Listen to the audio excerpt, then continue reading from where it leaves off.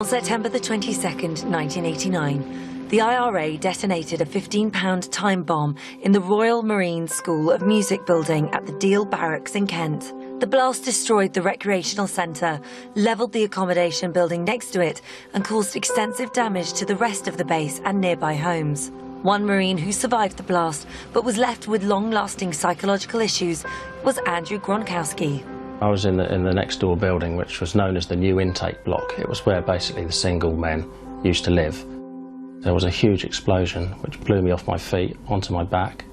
There was a lot of shouting of "get out, get out." There was dust and glass everywhere. I got onto my feet and got out of that building to be met with utter devastation. There was 11 of my colleagues and friends were killed on that day. Very quickly after that I was starting to go downhill. Feelings of guilt and shame. In about the April after the bombing had happened, where I took an overdose, an attempt just to get away from it all.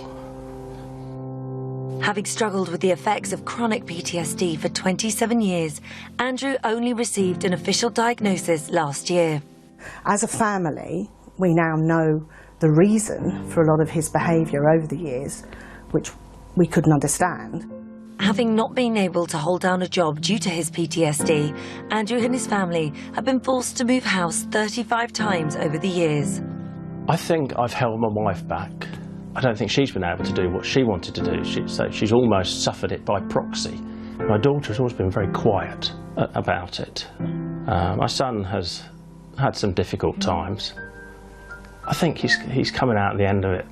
You know, he's got opportunities, but he's had to fight for it, and you know, I can tell that he gets angry at certain times, and he blames me, and I don't blame him for that.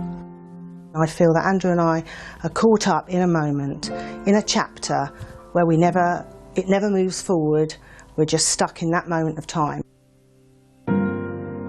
I'm hoping to just be somewhere near the sort of person I was before this happened 27 years ago. Over time, Andrew's PTSD has manifested into anxiety, aggression, and a fear of crowded places and public transport. Struggling with these issues, he has enlisted the help of the Speakmans in order to help him move forward with his life. So I know that obviously people, transport, we're coming to the end of rush hour here. How would you feel getting on a tube right now with myself and Nick? Yeah, not at the moment. I don't want to go in there. You couldn't do that? Not at all at the moment. Okay, let's go start the therapy then, shall we? So how does post-traumatic stress disorder affect you? What are your symptoms? Well, I've had this for a long time now, so there's lots of different things have happened over the years. But more recently, especially what happened at London Bridge, that night I had a very violent nightmare. The recent terror attacks have brought back memories of what happened to him years ago. You were in an abnormal situation, and in that abnormal situation, you made associations to protect you in the future. Yeah. So, what could threaten your life, and you become hypervigilant for anything that could threaten your life? Yeah. So, 7/7. There were bombs on the tube station. Oh, never considered a bomb being put on a tube. That is now an issue that could threaten my life in the future. I won't go on a tube. Since 1989, Andrew has been dealing with the after effects of the Deal Barracks bombings.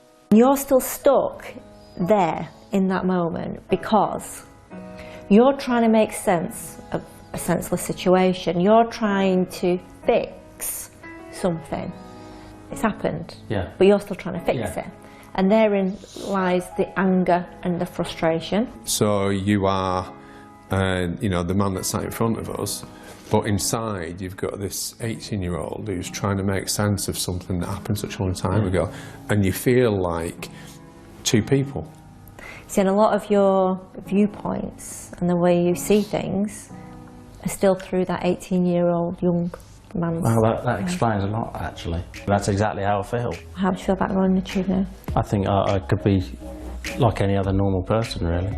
What we'll do then, Andrew, let's go back to that crowded place, let's go back to that tube station, and let's get on a tube. Okay. You up for it then? Yeah. Yeah.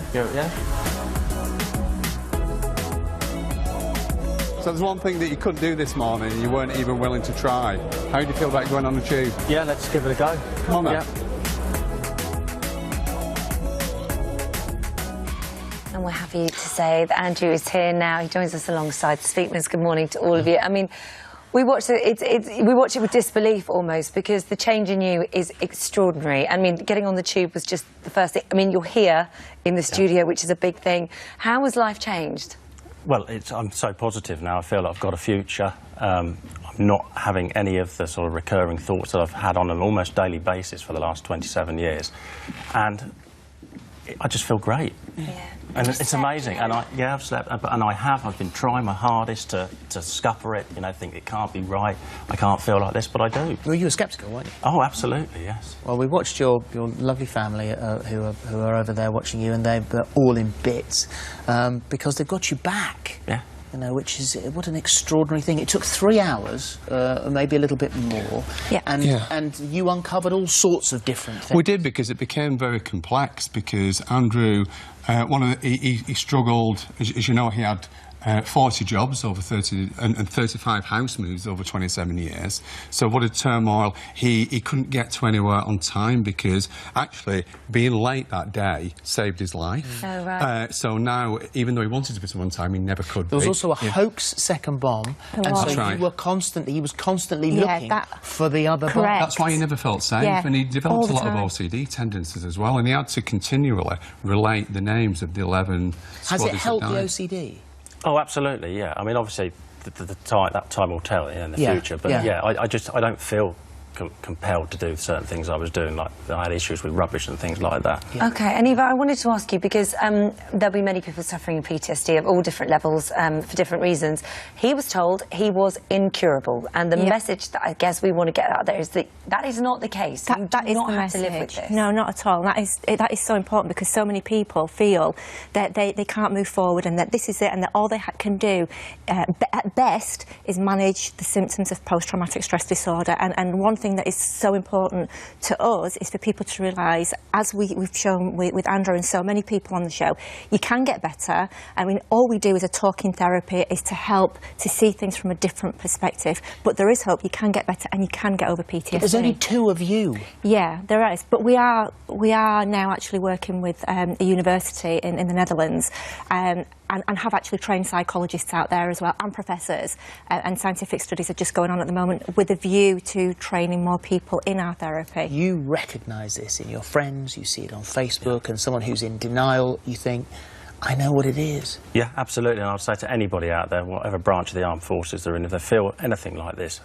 contact the show. You know, these people are here to help you. Yeah, we'd love to. And they do help. Go and live your life. It's so lovely to meet you. Go and enjoy your wonderful family over there. Thank you, guys. Thank you. Well done.